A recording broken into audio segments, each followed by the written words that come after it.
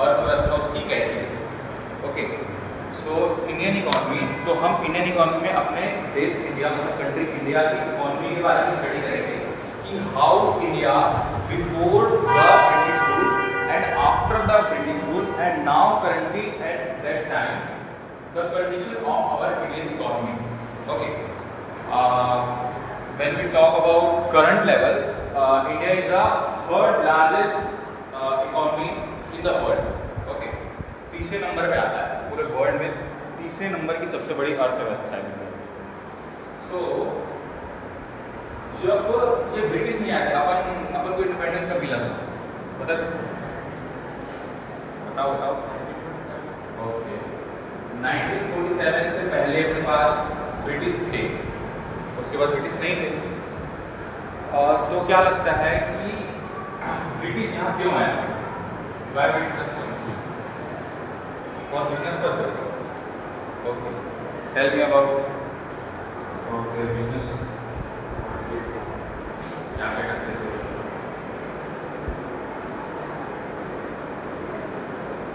Okay, let's talk about before British. Okay, before Britishers like around 70s ना, at that time India contribute 20% in the global economy level। जो India है वो 20% contribute करता था, जो total अपनी global की इकोनॉमी है ना उसमें 20% कंट्रीब्यूट करता था। But after coming the Britishers, जब ब्रिटिशर्स आ गए उसके बाद वो लेस देन 2% हो गया, वो 2% से भी नीचे गिर गया। मतलब तुम समझ रहे हो, ग्लोबल इकोनॉमी में इंडिया की कंट्रीब्यूशन लगभग 0 के बराबर हो गया जब ब्रिटिशर्स आए। अब ये ब्रिटिशर्स से पहले की बात हो गई, अब ब्रिटिशर्स आ गए, ब्रिटिश के आ गए। तो ब्रिटिशर्स किस लिए आए थे? वो आए थे फॉर द बिजनेस। वो इंडिया में सिर्फ राज करने नहीं आए थे, यहाँ अपना वो करने नहीं आए थे, वो आए थे सिर्फ बिजनेस के लिए। उनका they have only 2 purpose. First use of resources and second use of money।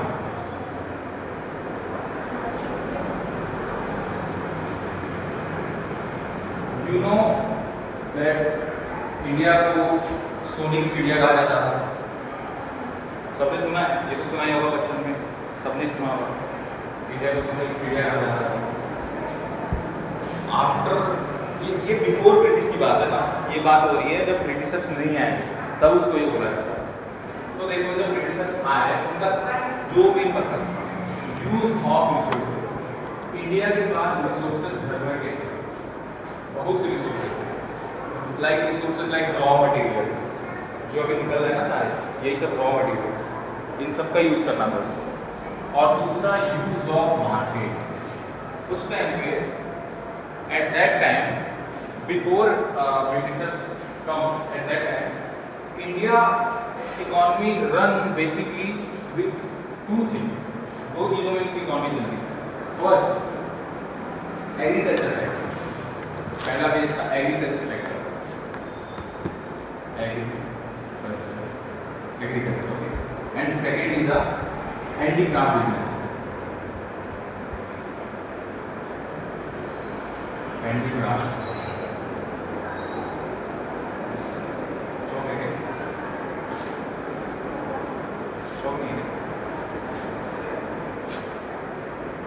Come side में पास किया जल्दी। So Indian economy run before the British based on 2 things. First is agriculture sector, second is the handicraft business. जो India था वो उस time पे totally dependent था, more than 85% लोग वहाँ पे डिपेंडेंट थे एग्रीकल्चर सेक्टर पर। उस टाइम पे सिर्फ क्या होती थी, खेती होती थी, सारे लोग भी एग्रीकल्चर पर डिपेंड थे। और सेकंड था हैंडीक्राफ्ट बिजनेस। हैंडीक्राफ्ट बिजनेस मतलब उस टाइम पे ये जूट से बने हुए सारे सामान बिका करते थे, हाथों से बनाए जाते थे। उस टाइम तो मशीनरी का इन्वेंट नहीं हुआ था, तो सारा काम हैंडीक्राफ्ट बिजनेस से चलता था। और इंडिया उस टाइम पे इंडिया उस टाइम पे एक्सपोर्ट ज़्यादा करती थी इंस्टीड ऑफ इम्पोर्ट। जो इकॉनमी होती है, किसी भी कंट्री की इकॉनमी होती है, वो सबसे ज़्यादा ग्रोथ तब होती है जब वो एक्सपोर्ट करती है मोर than import. Export export starting से मतलब वो एग्रीकल्चर बेसिक एग्रीकल्चर सेक्टर ये है कि जब ब्रिटिश नहीं आए हुए थे उससे पहले जो इंडियन का इकॉनमी था वो टोटली दो चीज़ों पर बेस्ड था। पहला एग्रीकल्चर सेक्टर, मतलब सारे लोग एग्रीकल्चर पे ही बेस्ड थे, मतलब खेती ही करते थे, ठीक है। Second is a handicraft business. Handicraft means मतलब हाथों से बनाए हुए चीज़। उस टाइम पे जो बनते थे हाथों, जैसे कपड़े भी बनते थे उस टाइम पे, वो बनते थे हैंडीक्राफ्ट, हाथों से ही बनाए जाते थे। उस टाइम पे कोई मशीनरी नहीं थी, जैसे अभी now we have factories to make clothes, at that time we don't, so they use their hands to make clothes and many more things like paper, many things, okay, at that time. So हुआ ये कि जो country होती है, मैं पहले ही बताता हूँ, जो कंट्री होती है वो ग्रो तब करती है जब उसका एक्सपोर्ट ज़्यादा होता है इम्पोर्ट से। What is the means of export? Export means export मतलब सामान को दूसरे देश भेजना, मतलब दूसरे देश को बेचना। इम्पोर्ट मतलब दूसरे देश से सामान अपने में लेना, समझ गए? अगर एक्सपोर्ट ज़्यादा है, export more than import, then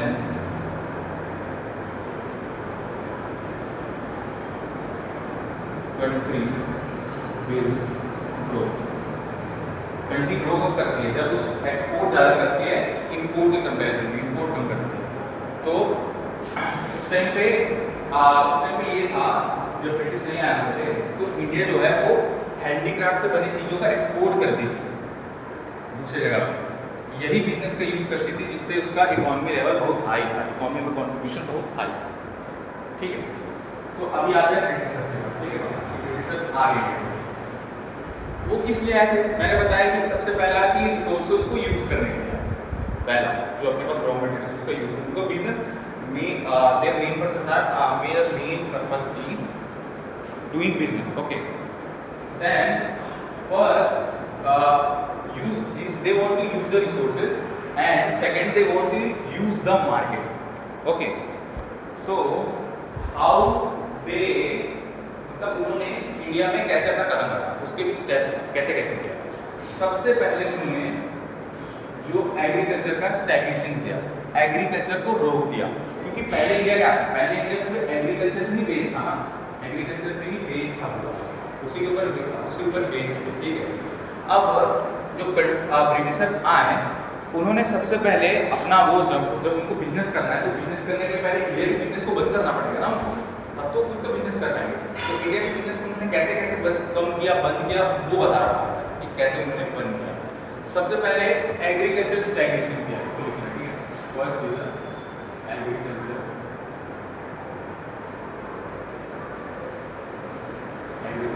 stagnation. What is the means of agriculture stagnation? So basically उन्होंने क्या किया कि एग्रीकल्चर को हटाने के लिए, जैसे पहले उन्होंने जमींदारी प्रथा सुनी करती, जमींदारी प्रथा। ब्रिटिशर्स जो आए थे उन्होंने एक प्रथा लाई जिसको बोलते हैं जमींदारी प्रथा, जमींदार। उन्होंने हर गांव में जमींदार बनाया, जमींदार। और ये जमींदार क्या करते थे, जो फॉर्मर्स होते थे उनसे टैक्स लेते थे फॉर देयर ओवन लैंड, जो उनके जमीन है उससे जो कुछ बनता था उसके लिए उनसे ही टैक्स लेते, मतलब उनके लैंड पे तुमको खेती करनी है, फार्मिंग करनी है, उसके लिए भी तुमको किसी को टैक्स देना, मतलब तुम अपने ही जगह पर तुम खेती नहीं कर सकते, उसके लिए भी तुम्हें टैक्स देना पड़ेगा। सबसे पहले ये उनका है, समझ आया? नहीं समझ आया? क्योंकि उनको बेसिकली क्या करना है, एग्रीकल्चर को बंद करना है और इनको इंडस्ट्री सेक्टर में लेके आना है। तो ऐसा करेंगे तब तो वो काम बंद करेंगे ना, धीरे धीरे इनको प्रॉब्लम होगा, देखेंगे